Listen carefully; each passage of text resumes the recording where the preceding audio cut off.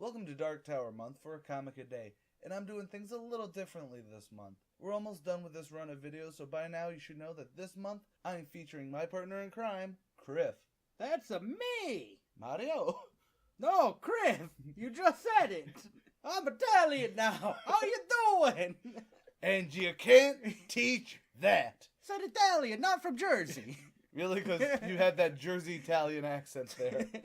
That Jersey Italian accent? Format is just a bit looser with analysis throughout the recapping bits. So massive spoilers are massive for everything Dark Towers this month. You've been warned. Before we start, can I say that I love this cover? Oh, the cover's beautiful. This is the one that I really want to, blown up and put on as a poster on my wall for you to steal later in life. It won't be later in life. I'll steal it the moment you get it.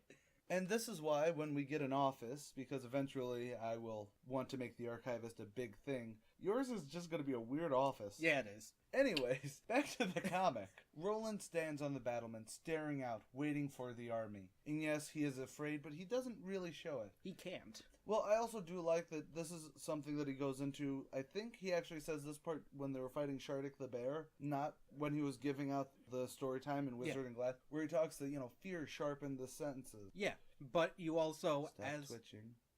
As a leader, can't show that fear. If your men see you afraid, they get more afraid, and it doesn't really heighten anything. It's clumsy fear, not the fear that makes it so that his senses sharpen. So he sees well, that's actually a lot worse than I thought, army coming over the hill. Or that's bigger than I thought, bear charging through a forest. Oodalali, oodalali, golly, what a day. But yeah, Roland knew that they had a giant army coming. He didn't know that they were going to be padded out with slow mutants, though. Or, dozens of tanks. Yeah, the tanks are probably what he wasn't he wasn't expecting, period. They have a slow mutant. No, tank. Tank. Tank with big gun. But then we skip back to a day or two before the army arrives as the city is preparing its battlements. With scarecrow soldiers being put on the walls and guns being handed out to any boy, teen, and man able to hold a gun. And Eileen. While the children, who, can't see over the parapet, and the women are taken into the inner keep. Except for Eileen. She's not a child or what? Well, okay, fair enough. Well, she's not a woman yet. You'll be a woman soon. By the way, I really kind of don't want her to die. Is this bad? I want her and Roland to hook up at least once. No, it's not going to happen. I know it's not going to happen because right now... But I want it to happen is because I'm not saying I ship them. There's a difference between shipping and going, man, I'd feel really bad if she got killed without ever going, Roland, I love... So you want her to mirror Susan's death and Gabrielle's death. Wow. And really ruin women for Roland for the rest of his life. But then we flash back to the day of the battle. Things do not go smoothly as it takes a mortar shock to shake the first gears of the first trap. But Farson only finds the giant spike pit interesting, as that's why he has so many slow mutants. There swing the traps, and of course he has more freaking tanks. Which I don't think those spike traps would really do anything to. A tank? So trap after trap until the slow mutants reach the walls. But the outer wall does get breached. As Roland says, war is not made up of one big battle, it's made up of smaller battles. And boy do we see every small skirmish, only for a page or two, which is kind of... It needed more. We'll talk about this when we finish, but... it's what we were talking about before we hit the record button. We do see every small skirmish of this great siege play out, including when our heroes start throwing spiders on their enemies. That was just weird to me. Yeah, where did they get the spiders? Well, we saw the greenhouse had spiders in it, but I'm like, why? Yeah, are they venomous spiders?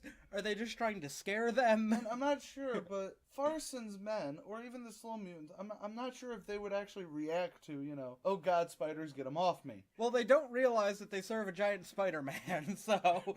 That's a fair point. The only one who knows who knows that the Crimson King is a Spider-Man is Farson himself. All I'm thinking is how Crimson King is just sitting back watching everything through one of the goddamn orbs going, well, they're arachnophobes, aren't they? Well, this might be fun. But Farson uses a volley of bazookas to knock the young Din and his men from the wall. In the inner keep, however, those Farson-loyal gunslingers go into the inner keep with a flamethrower, killing all the women and children. Because flamethrower! Never brought up before, never brought up after. Just that one flamethrower existed in the world. Roland and only a handful of others, including his quartet. I actually think that it's Roland, Jamie, Cuthbert, Elaine, Eileen, Thomas, and Jamie. Our 4 major players plus Jamie and Thomas. Yeah.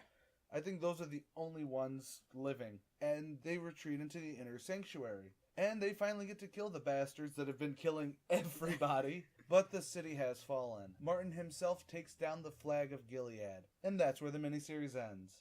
This is something that I said when I reviewed the Battle of Fabletown over on my main channel. Oh yeah, when you were doing a Fable a day? Yeah. It's very hard for a comic to show the same combat level as something like Saving Private Ryan or Lord of the Rings, where, how it can be big and broad. Panels are moments in time, so no matter how fluid the art plays, it's still just moments playing out, and that's why it's a hard thing to do. But like in the Battle of Fabletown, I think this is brilliantly done. Yes, it's still the same length as every other issue, but it doesn't waste a single panel or a single narration to build on this being a tougher-than-hell battle. Milking every bit of art proves that the last King of Gilead did all in his power to try and save the city. But I think they crammed too much into a single issue. I know I just said how amazing it was. It's not even that. They omitted too much from the battle. Like, they just gave you a quick glimpse at everything. They could have made so much more out of it. Well, they could have made, the big one that I'm thinking of is they could have made it where they find the Farsons men who were the gunslingers, and, you have one of them snicker and,